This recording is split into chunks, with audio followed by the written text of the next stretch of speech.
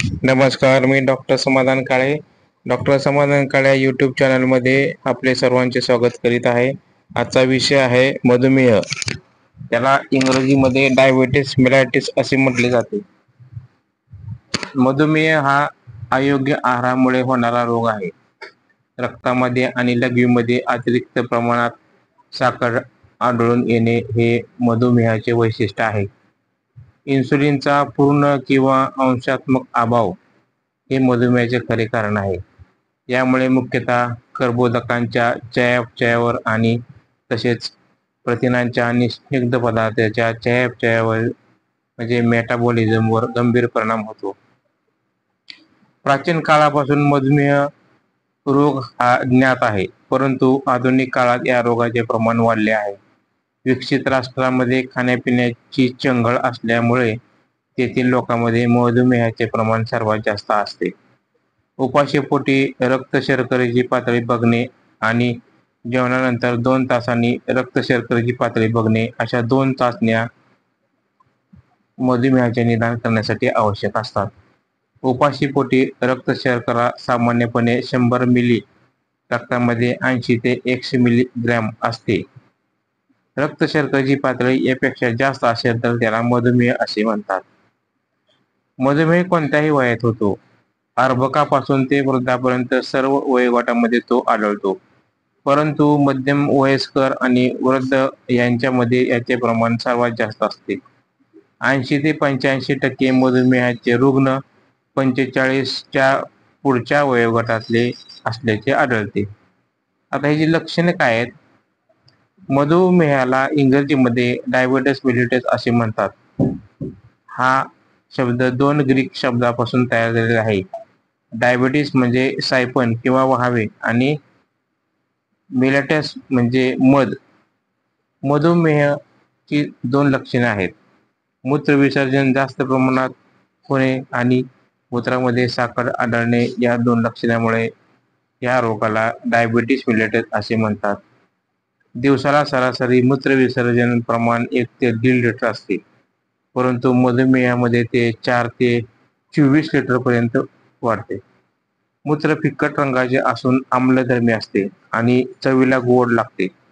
मूत्रामध्ये दिवसभर मिळून साखरेचे प्रमाण 1.4 डेसिग्रॅम ते 2.5 ग्रॅम असते. कधी कधी 15 लिटर मध्ये 1 किलो साखर सुद्धा असू शकते. मधुमेह रुग्णाला सतत तहान आणि सतत भूक लागत असते. खाण्याचे प्रमाण वाढले तरी त्या मानाने वजन वाढत नाही. उलट थकवा जास्त होतो. रुग्ण फिकट दिसतो.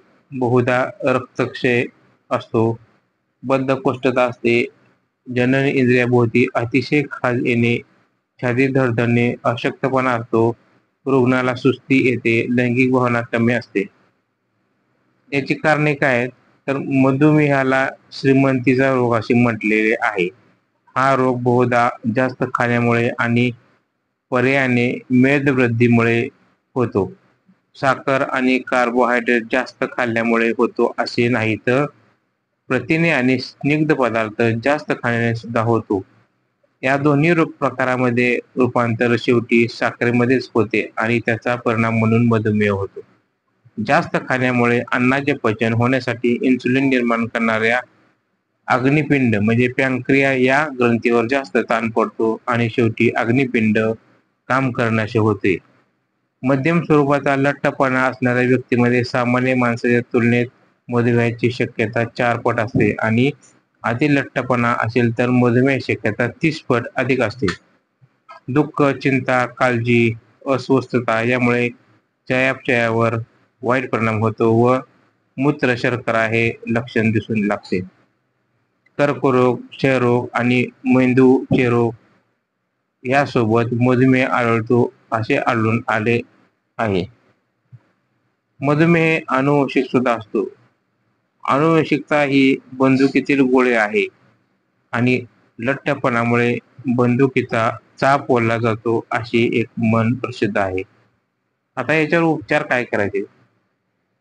मधुमेहाचे मूळ कारण दूर करणे आणि संपूर्ण शरीर निरोगी ठेवणे हे 2 महत्त्वाचे मुद्दे मधुमेहावर उपचार करताना लक्षात ठेवणे आवश्यक आहेत. मधुमेहामध्ये आहाराला अत्यंत महत्वाचे स्थान आहे.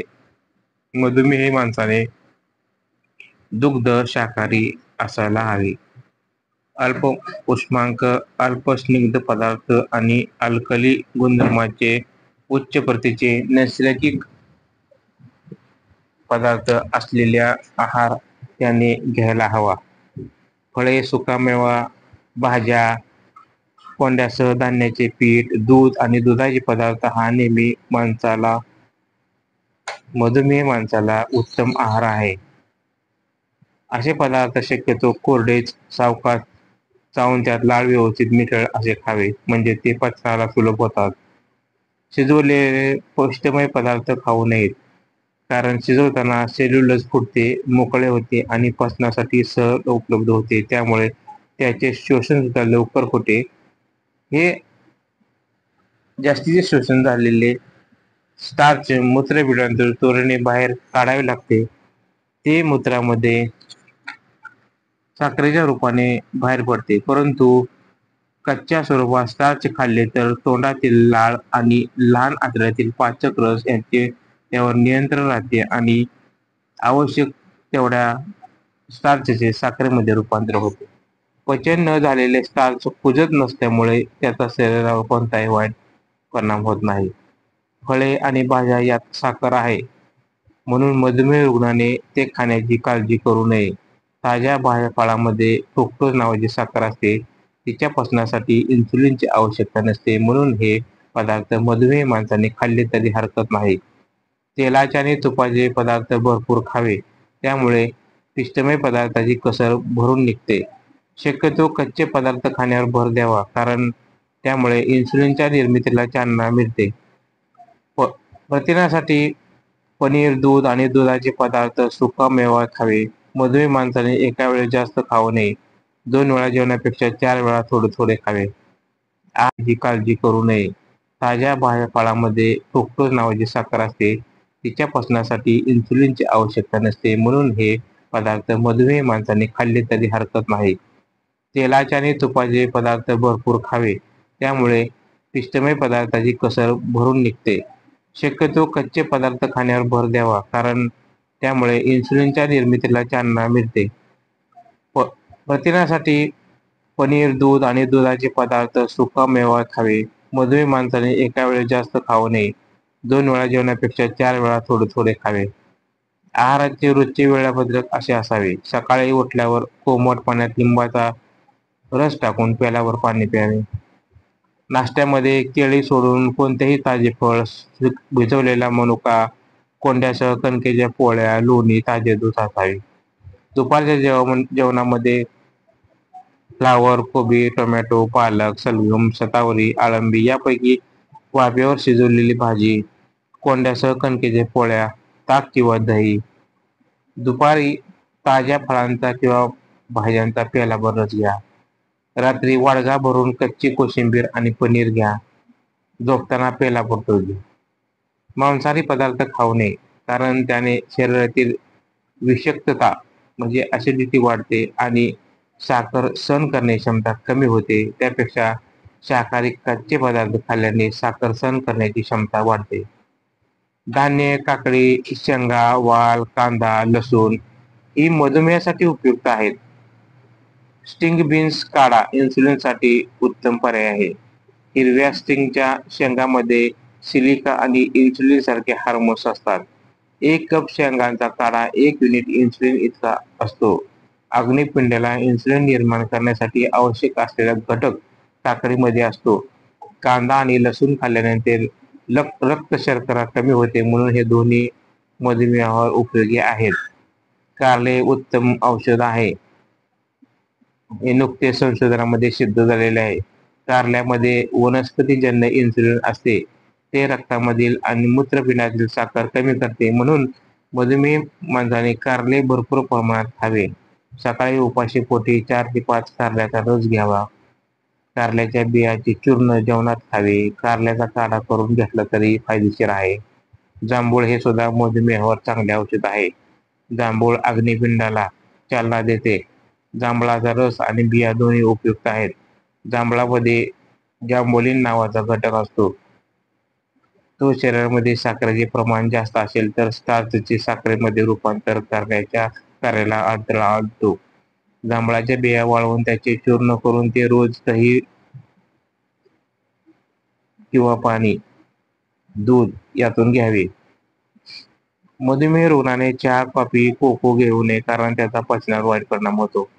पाव, मैद्याचे पदार्थ, साखर, डबाबंद पदार्थ, मिठाई, चॉकलेट, पेस्ट्रीज, पुडिंग, रिफाइंड धान्य पदार्थ आणि दारू घेऊ नये. इन्सुलिन निर्मितीसाठी मॅंगनीज आवश्यक आहे. लिंबूवर्गीय फळे, कवच फळांची साल, धान्य आणि पालेभाजी यामध्ये मॅंगनीज भरपूर असते. झिंक व ब जीवनसत्वे आणि बहुसंतृप्त स्निग्ध आम्लयुक्त म्हणजे पॉली अनसॅच्युरेटेड फॅटी ऍसिड असा मधुमेही माणसाने आहार घ्यावा. मधुमेहाच्या उपचारामध्ये आहाराइतकेच व्यायामाला सुद्धा महत्व आहे. हलके खेळ, धावणे आणि पोहणे हे व्यायाम उपयुक्त आहेत. भुजंगासन, शालाभासन, धनुरासन, पश्चिमोत्तासन, सर्वांगासन व हलासन, अर्धमच्छंद्रासन, शवासन ही आसने करावीत. जलनेती, कुंजल, कपालभाती, अनुलोम विलोम, उज्जयी यासारखे प्राणायाम करावे हे अत्यंत लाभदायक आहे. रोज इनेमा घेणे आवश्यक आहे. मल विसर्जन नेहमीसारखे झाले तर इनेमा देऊ नये. थंड पाण्याने स्नान करणे अत्यंत लाभदायी. त्याने रक्ताभिसरण सुधारते आणि स्नायूंची साखर वापरण्याची क्षमता वाढते.